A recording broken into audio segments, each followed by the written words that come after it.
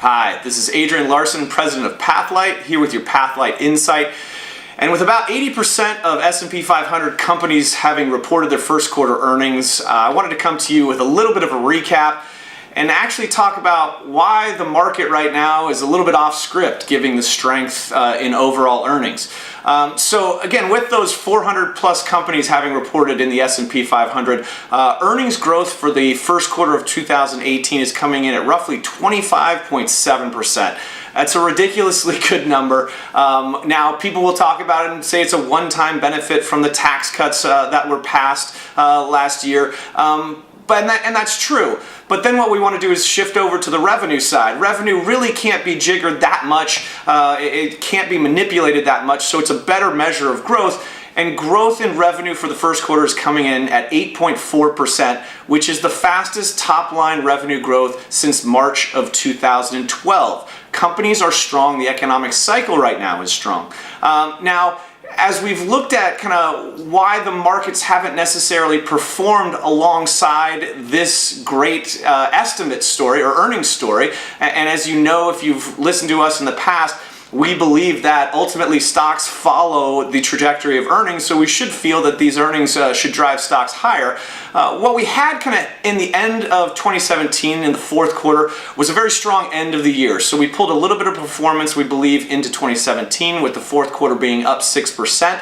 And then January, if you remember January to start the 2018, we had a ridiculous month of January with stocks up another 6%. So we feel like we got that performance bump going into that end of 2017 and then the beginning of 2018. So we've gotten to this earnings period and we've already had that energy.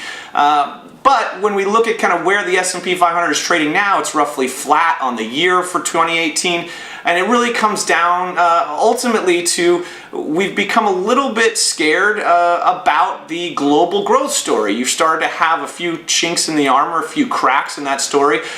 Even though we're still showing strong global growth, we've come down from loftier levels. And what we're tracking here, this Purchasing Managers Index on a global basis tracks this manufacturing activity, has come down from roughly 56 in December to roughly 53 in April. So we've had that decline, we've had that pullback, and that seems to be driving a little bit of fear when it comes to stocks and ultimately what might happen in the economic cycle a year down the line. And that's ultimately what stocks are discounting at this point. I think when we clear that up, though, which I believe we will, because coordinated global growth is still impacting stocks and impacting companies positively, I think we're going to look back and say, okay, great, we've caught our breath. We've allowed valuations to catch up with earnings now, and ultimately we can move stocks higher going forward into the end of the year, as long as we don't have any sort of negative shocks to the system.